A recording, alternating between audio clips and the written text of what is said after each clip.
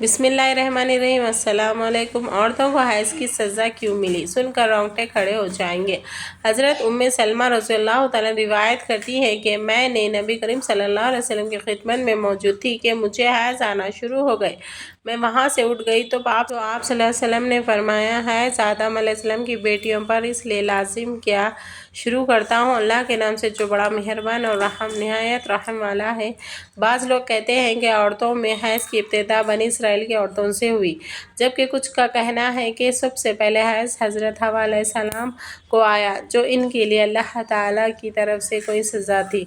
आजकल इस मौजू पर मुतअद्दिद वीडियोज़ गर्दिश कर रही हैं, जिनमें कुछ लोग बग़ैर तहक़ीक़ मुसलमानों के ईमान को कमज़ोर करने की कोशिश करते हैं, और हम बग़ैर गौर व फ़िक्र के इस बात को सच समझ लेते हैं कि हैज़ हज़रत हवा अलैहिस्सलाम के लिए कोई अज़ाब था, लेकिन हालांकि हकीकत बिल्कुल मुख्तलिफ है। आज की वीडियो में हम इंतहाई तहक़ीक़ और गौर के बाद कुरान व हदीस से मुस्तनिद रिवायत की रोशनी में इन तमाम सवालात के जवाब पेश किए हैं।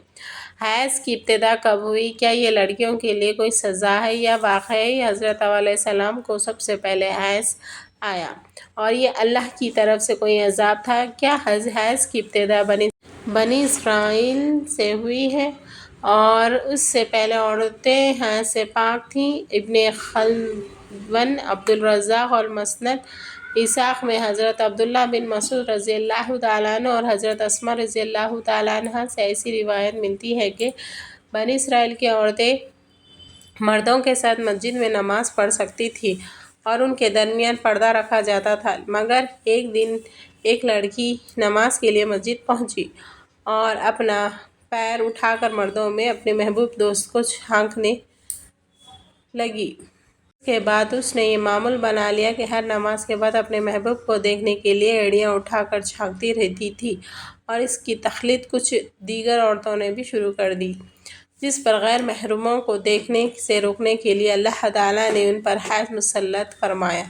बाज़ लोगों का ख्याल ये है कि हैज़ की इब्तिदा इसी दिन बनी इसराइल की औरतों से हुई, लेकिन ये तसव्वुर गलत है, क्योंकि मुफस्सिरीन और इस रिवायत की तशरीह में बयान करते हैं कि हैज़ कोई मामूली बीमारी नहीं थी, बल्कि बनी इसराइल की औरतों ने मस्जिद में गुनाह किया तो अल्लाह ताला ने उन पर सज़ा के तौर पर 4 माह तक मुसलसल हैज़ रखा, जिसकी वजह से वो मस्जिद जाना ही छोड़ बैठी। फिर जब औरतों ने अल्लाह ताला से माफ़ी तलब की तो अल्लाह ताला ने उनकी तौबा कबूल फरमाई और यह अज़ाब ख़त्म हो गया। प्यारे दोस्तों, मुस्तनिद और सही हदीस में वाज़ेह तौर पर बयान किया गया है कि औरतों में हैज़ की इब्तिदा रोज़े अज़ल से हुई, ना कि बनी इसराइल से। हैज़ के मुतालिक 2 हदीस ये साबित करती हैं कि हैज़ रोज़े अज़ल से है। हज़रत आयशा रज़ियल्लाहु तआला अन्हा ने बयान किया है कि हज्जतुल विदा के मौके पर अल्लाह के रसूल सल्लल्लाहु अलैहि वसल्लम के साथ हज के लिए रवाना हुए। रास्ते में उन्हें हैज़ आ गया और इस फिक्र से कि अब हज अदा नहीं कर सकेंगी रोने लगी। जब हज़रत आयशा रज़ियल्लाहु तआला अन्हा ने यह हालत रसूल सल्लल्लाहु अलैहि वसल्लम को बयान की तो आप सल्लल्लाहु अलैहि वसल्लम ने उन्हें समझाते हुए फरमाया कि ये ऐसी चीज़ है जिसे अल्लाह ताला ने औलाद आदम की औरतों के लिए मुकर्रर कर दिया है, और इस हालत में तुम भी वही अमल करोगी जो हज करने वाला करता है, बस पाक होने तक बैतुल्लाह के तवाफ़ ना करना। इसी तरह एक हदीस हज़रत उम्मुल मोमिनीन उम्मे सलमा रज़ियल्लाहु तआला अन्हा से भी मरवी है, जिन्होंने बयान किया है कि एक मौके पर वो रसूल सल्लल्लाहु अलैहि वसल्लम के पास बैठी थी कि उन्हें हैज़ शुरू हो गया। वो वहाँ से उठी तो रसूल सल्लल्लाहु अलैहि वसल्लम ने दरियाफ्त किया, और जब उन्होंने बताया कि उन्हें हैज़ आ गया है तो आप सल्लल्लाहु अलैहि वसल्लम ने फरमाया, ये ऐसी हालत है जिसे अल्लाह ताला ने आदम की बेटियों पर लाजिम फरमा दिया है। इब्ने खल्दवन, इब्ने कसीर और इमाम बुखारी ने हैज़ के मौजू पर एक बाब कायम किया है, जिसका उन्वान तीनों ने हैज़ का आगाज़ कैसे हुआ रखा है, और इनमें सब ने हुज़ूर अकरम सल्लल्लाहु अलैहि वसल्लम के फरमान को बयान किया कि हैज़ वो चीज़ है जिसे अल्लाह ताला ने आदम की बेटियों पर लाजिम फरमा दिया है। इसी तरह हमें वाज़ेह क्या हो गया है कि हैज़ की इब्तिदा न बनी इसराइल से नहीं, बल्कि हज़रत आदम अलैहिस्सलाम की बेटियों के ज़माने से शुरू हो चुकी थी, क्योंकि हुज़ूर अकरम सल्लल्लाहु अलैहि वसल्लम ने फरमाया कि हैज़ को अल्लाह ने آدم کی بیٹیوں پر لازم کیا ہے، اور چونکہ آدم کی بیٹیاں بنی اسرائیل سے پہلے بھی موجود تھی، اس لیے حیض بھی پہلے سے موجود تھا۔ علامہ ابن حجر عسقلانی اور فتح الباری میں یہ بات واضح طور پر ثابت ہوئی ہے کہ حیض عورتوں کے مقدر میں ابتدائی تخلیق سے شامل تھا۔ اب ان روایات کی طرف روشنی ڈالتے ہیں جن میں بیان کیا گیا ہے کہ حیض کی ابتدا حضرت حوا علیہ السلام سے ہوئی اور اسے بطور سزا سمجھا گیا۔ امام طبری نے سورۃ البقرہ کی آیت نمبر 25 کی تفسیر میں حضرت عبداللہ الرحمن بن زید کی روایت نقل کی ہے کہ حضرت حوا علیہ السلام کو ابتدا میں حیض نہیں آیا کرتا تھا اور ان کی تخلیق پاکیزہ تھی، لیکن جب انہوں نے اللہ تعالیٰ کی نافرمانی کی اور ممنوع پھل کھایا تو جنت سے نکالا گیا اور انہیں حیض اور حمل کی ذمہ داری دی گئی۔ روایات میں لکھا ہے کہ اللہ تعالیٰ نے فرمایا، میں نے تجھ سے پاکیزہ بنایا تھا لیکن تو نے میری نافرمانی کی، اس لیے اب میں تجھ سے خون جاری کر دوں گا۔ تاہم امام طبری کے علاوہ تمام مفسرین نے اس روایت کو ناقابل قبول قرار دیا ہے۔ حیض دراصل ایک فطری عمل ہے جو ہر مہینے عورت کو بلوغت سے سن تک ہوتا ہے اور اسے صحت کی علامت سمجھا جاتا ہے، لیکن اسی حیض کے ذریعے رحم میں بچے کی پرورش ممکن ہوتی ہے۔ یہ اللہ تعالیٰ کا مقرر کردہ نظام ہے۔ غیر حاملہ عورت کو اگر حیض نہ آئے تو یہ بیماری کی علامت ہو سکتی ہے، لیکن یہ عورت کے لیے کوئی عذاب نہیں ہے اور نہ ہی کسی مستند روایت سے ثابت ہے کہ حیض عورت کے لیے سزا ہے، بلکہ یہ ایک ذمہ داری ہے جو اللہ تعالیٰ نے انسانیت کی تخلیق کے لیے عورتوں پر عائد فرمائی ہے۔ اس لیے جو عورتیں اس ذمہ داری کو بخوبی انجام دیتی ہیں وہ اجر ثواب کی مستحق ہوتی ہیں، جیسا کہ حضرت عائشہ رضی اللہ تعالیٰ عنہا نے ایک دفعہ حضور اکرم صلی اللہ علیہ وسلم سے سوال کیا، اے اللہ کے نبی، مجھے تو لگتا ہے کہ عورتیں پیدا ہی مصیبت جھیلنے کے لیے ہوئی ہیں۔ حضرت عائشہ رضی اللہ تعالیٰ عنہا کا اشارہ حیض کی تکالیف کی طرف تھا، جس پر نبی کریم صلی اللہ علیہ وسلم مسکرائے اور فرمایا، نہیں، بلکہ یہ ایک ایسا نظام ہے جس کے ذریعے بنی آدم کی عورتیں آزمائی جاتی ہیں۔ اس حدیث شریف کی تشریح میں علامہ ابن حجر نے فتح الباری میں لکھا ہے کہ عورتوں کی تخلیق ہی اس طرح کی گئی ہے کہ ان پر حیض لازم ہو اور یہ ابتدا سے ہی مقرر تھا۔ جو عورت اس پر صبر کرے گی وہ اجر و ثواب کے حقدار ہوگی، اور جو اسے مصیبت یا برائی سمجھے گی وہ اللہ تعالیٰ کی تخلیق میں عیب تلاش کرے گی اور اللہ کے ہاں گناہ کے مستحق ہوگی۔ حیض دراصل اللہ تعالیٰ کی طرف سے عورتوں کے لیے آزمائش ہے، جس پر صابر عورتوں کو اللہ تعالیٰ اجر و ثواب عطا فرمائیں گے۔ یہی وجہ ہے کہ حیض عورتوں کے لیے کوئی عذاب نہیں بلکہ ایک فطری اور مقدر شدہ عمل ہے جو اللہ تعالیٰ نے ان کی تخلیق میں شامل کیا۔ ہر مہینے ہونے والا حیض عورت کی صحت اور قدرتی نظام کی علامت ہے اور اسی کے ذریعے رحم میں بچے کی پرورش ممکن ہوتی ہے۔ یہ عورت کی ذاتی ذمہ داری اور اللہ کے مقرر کردہ نظام کا حصہ ہے، نہ کہ کوئی سزا یا عذاب۔ جو عورت اس ذمہ داری کو صبر و رضا کے ساتھ پورا کرتی ہے وہ اللہ کے یہاں اجر و ثواب کی مستحق ہے، اور جو اس کو تکلیف یا برائی سمجھے گی وہ اللہ کی تخلیق پر اعتراض کرنے کی نیت رکھتی ہے۔ اسی طرح حضرت عائشہ رضی اللہ تعالیٰ عنہ نے سوال کیا تو حضور اکرم صلی اللہ علیہ وسلم نے اسے سمجھایا کہ حیض ایک قدرتی اور مقررہ نظام ہے جسے اللہ تعالیٰ نے بنی آدم کی عورتوں کے لیے مقرر فرمایا ہے تاکہ ان کی صبر اور رضا کا امتحان ہو اور وہ اللہ کے یہاں اجر و ثواب پائیں۔ اس سے یہ واضح ہو گیا کہ حیض کسی عورت کے لیے سزا نہیں بلکہ اللہ کی طرف سے ایک مقررہ اور مقدس نظام ہے جس پر صبر کرنے والی عورت جنت کے حقدار بن سکتی ہے۔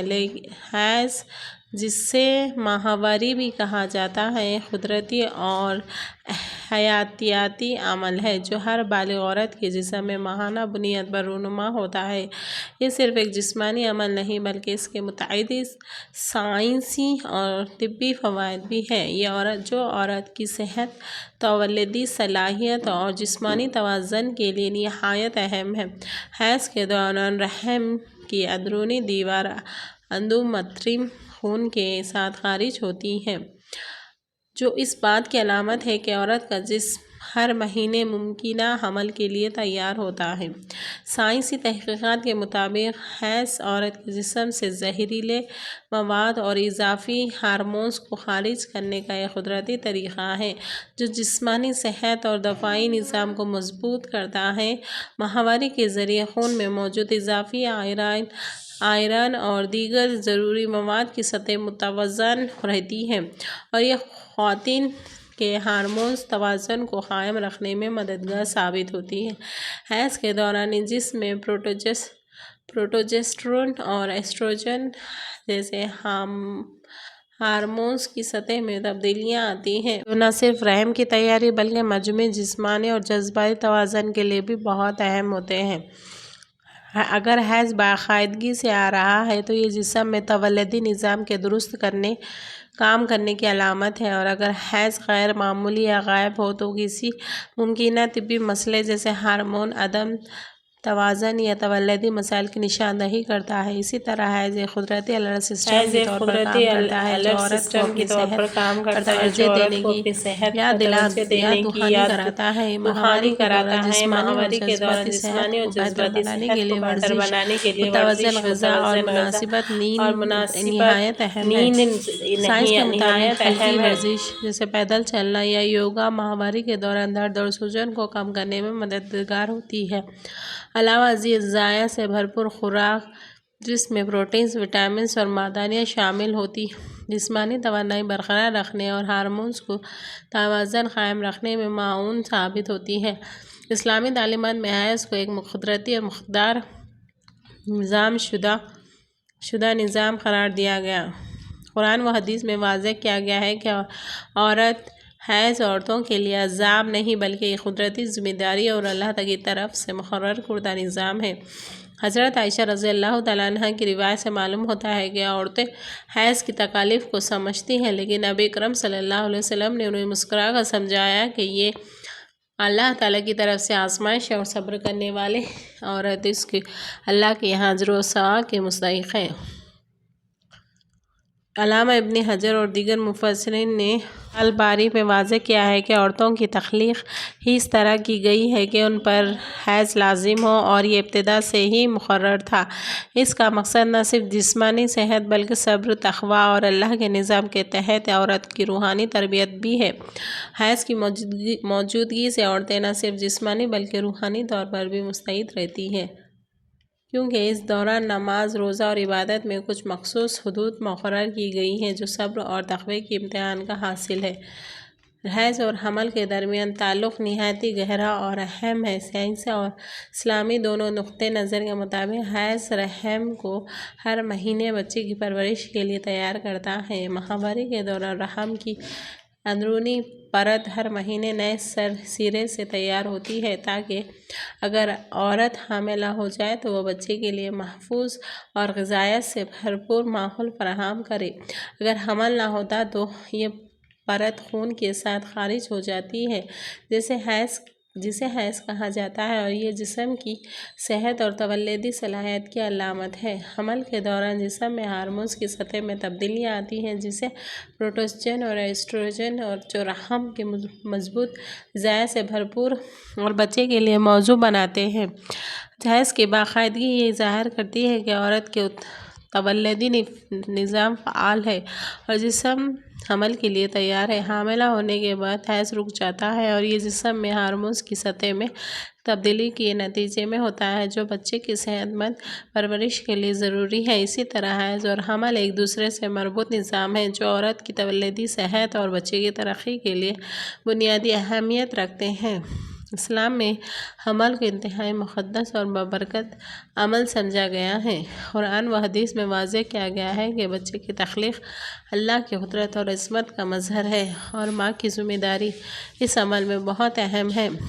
حامل عورت کے لیے دعا، عبادت اور صبر کی فضیلت بیان کی گئی ہے اور اللہ تعالیٰ اس کے اجر کو کئی گنا بڑھا دیتا ہے۔ حاملہ ماں کے جسم میں ہونے والی ہارمونز اور جسمانی تبدیلیاں بھی قدرتی اور فطری ہیں جو بچے کی صحت اور نمو کے لیے ضروری ہیں۔ ایسٹروجن اور پروجسٹرون کی سطح میں اضافہ رحم کو مضبوط اور غذائیت سے بھرپور بناتا ہے تاکہ بچے کے لیے محفوظ ماحول فراہم ہو۔ اسلام میں حامل عورت کی عبادت، اخلاقی تربیت اور دعا کی بہت فضیلت ہے، اور نبی کریم صلی اللہ علیہ وسلم نے فرمایا کہ ماں کے رحم میں بچے کی پرورش ایک مقدس عمل ہے، اور اس دوران ماں کی دعائیں، صبر اور نیک اعمال بچے کی زندگی کے لیے باعث برکت ہے۔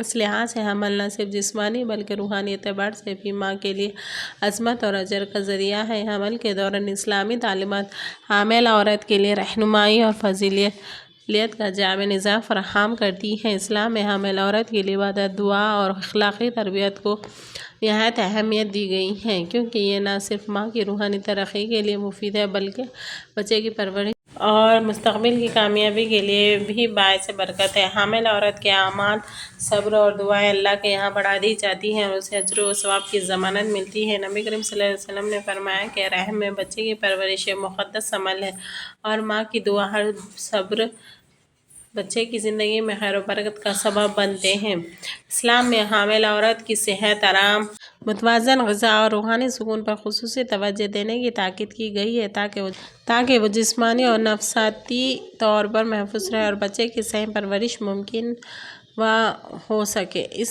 دوران عبادت اور اخلاقی روایوں کا صبر اور رضا کے ساتھ اجر کرنا عورت کی فضیلت اور اللہ کے یہاں اجر و ثواب کا ذریعہ بنتا ہے، اور یہ اس بات کا ثبوت ہے کہ حمل نہ صرف جسمانی بلکہ روحانی اعتبار سے بھی عورت کے لیے ایک عظیم نعمت اور عبادت کا موقع ہے۔ حیض اور حمل کے سائنسی فوائد عورت کی جسمانی صحت، تولیدی صلاحیت اور مجموعی توازن کے لیے نہایت اہم ہیں۔ حیض کے دوران رحم کی اندرونی پرت ہر ماہ نئے سرے سے تیار ہوتی ہے تاکہ اگر عورت حاملہ ہو جائے تو وہ بچے کے لیے محفوظ اور غذائیت سے بھرپور ماحول فراہم کر سکے، اور اگر حمل نہ ہوتا تو یہ پرت خون کے ساتھ خارج ہو جاتی جسے حیض کہا جاتا ہے۔ حیض جسم سے زہریلے مواد اور اضافی ہارمونز کو خارج کرنے کا ایک قدرتی طریقہ ہے جو مدافعتی نظام کو مضبوط بناتا ہے اور جسمانی صحت کو برقرار رکھتا ہے۔ ماہواری کی باقاعدگی ظاہر کرتی ہے کہ عورت کا تولیدی نظام فعال ہے اور جسم کا حمل کے لیے تیار ہے۔ حمل کے دوران جسم میں ہارمونز کی سطح میں اضافہ رحم کو مضبوط غذائیت سے بھرپور اور بچے کے لیے محفوظ ماحول فراہم کرتا ہے۔ حیض اور حمل کے دوران نظام عورت کی تولیدی نظام کی صحت اور بچے کی پرورش کے لیے ضروری ہے، اور ان کے فطری عمل سے جسمانی توازن، ہارمونز توازن اور تولیدی صلاحیت برقرار رہتی ہے۔ اس طرح حیض نہ صرف جسمانی صحت کی علامت ہے بلکہ حمل کے لیے جسم کو مکمل طور پر تیار کرتا ہے، اور حمل کے دوران ہارمونل اور جسمانی تبدیلیاں بچے کی نشوونما کے لیے محفوظ ماحول فراہم کرتی ہیں۔ حیض، حمل اور عورت کی فضیلت اسلامی اور سائنسی دونوں نقطۂ نظر سے انتہائی اہم ہے۔ حیض عورت کی جسمانی صحت، ہارمونل توازن اور تولیدی صلاحیت کی علامت ہے، جبکہ حمل اللہ کی قدرت کا مظہر اور ماں کی عظمت اور صبر کا ذریعہ ہے۔ اسلام میں عورت کی اس ذمہ داری کو بہت فضیلت دی گئی ہے، جو عورت حیض اور حمل کے تمام مراحل کو صبر اور رضا کے ساتھ قبول کرتی ہے وہ اللہ کے یہاں اجر و ثواب کے حقدار بنتی ہے۔ حضرت عائشہ رضی اللہ تعالیٰ عنہا کی حدیث سے واضح ہوتا ہے کہ عورتیں حیض اور حمل کی مصیبت یا عذاب نہیں بلکہ اللہ کی طرف سے ایک آزمائش اور اعزاز کے طور پر دیکھیں۔ حمل کے دوران ماں کی دعائیں، صبر اور نیک اعمال بچے کی زندگی میں برکت اور کامیابی کا سبب بنتے ہیں۔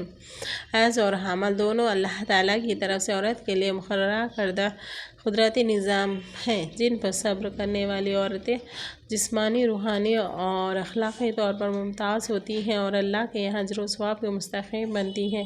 اس طرح حیض اور حمل عورت کی فضیلت، صبر اور اللہ کی عنایت کے مظہر ہے۔ یہ دونوں مراحل عورت کی زندگی میں ایک بابرکت اور مقدس ذمہ داری کے طور پر موجود ہے۔ حضرت عائشہ رضی اللہ تعالیٰ عنہ کو بھی دیگر بالغ عورتوں کی طرح حیض ہوتا تھا، لیکن ماہواری کے دوران رحم کی اندرونی پرت خون کے ساتھ خارج ہوتی تھی۔ حدیث میں ذکر ہے کہ حجۃ الوداع کے دوران جب وہ نبی کریم صلی اللہ علیہ وسلم کے ساتھ حج کے لیے روانہ ہوئی تو راستے میں انہیں حیض آ گیا۔ اس موقع پر وہ فکر مند ہوئی کہ وہ حج کی مناسک ادا نہیں کر سکیں گی، جس پر نبی کریم صلی اللہ علیہ وسلم نے انہیں سمجھایا کہ حیض عورت کے لیے اللہ تعالیٰ کی طرف سے مقررہ کردہ نظام ہے اور اس پر صبر اور رضا کے ساتھ عمل کرنے والی عورت اللہ کے یہاں اجر کے مستحق ہے۔ لیکن حیض کے دوران حضرت عائشہ رضی اللہ تعالیٰ عنہ نماز اور روزے کے بعض احکام میں اشتنا رکھتی ہیں، ٹھیک جیسے حیض کی حالت میں نماز اور روزہ نہیں رکھتی لیکن دعا جاری رکھتی تھی اور اس دوران صبر اور رضا کا مظاہرہ کیا۔ یہ ظاہر کرتا ہے کہ حیض کے دوران عورت کی عبادت اور نیک اعمال پر صبر اور رضا کا دائرہ اللہ کے یہاں قبولیت کا سبب بنتا ہے۔ تاریخ اور روایتی مصادر کے مطابق حضرت عائشہ رضی اللہ تعالیٰ عنہ کو حمل نہیں ہوا۔ وہ اپنی زندگی میں نبی کریم صلی اللہ علیہ وسلم کی زوجہ محترمہ رہی اور ان کا ازواجی زندگی میں حاملہ نہ ہونے کا واقعہ بھی مستند احادیث اور سیرت کی کتاب میں بیان ہوا ہے۔ اس کے باوجود ان کی فضیلت اور مقام نبی کریم صلی اللہ علیہ وسلم کے ساتھ تعلق اور اسلامی تعلیمات میں ان کے کردار کی وجہ سے بہت بلند ہے۔ ناظرین کرام، اگر آپ کو یہ ویڈیو پسند آئی ہے تو لائک ضرور کریں اور اپنے دوستوں کے ساتھ شیئر کریں۔ کمنٹس میں ہمیں بتائیں کہ آپ کو ویڈیو کا کون سا حصہ سب سے زیادہ متاثر کن لگا۔ جزاک اللہ خیر۔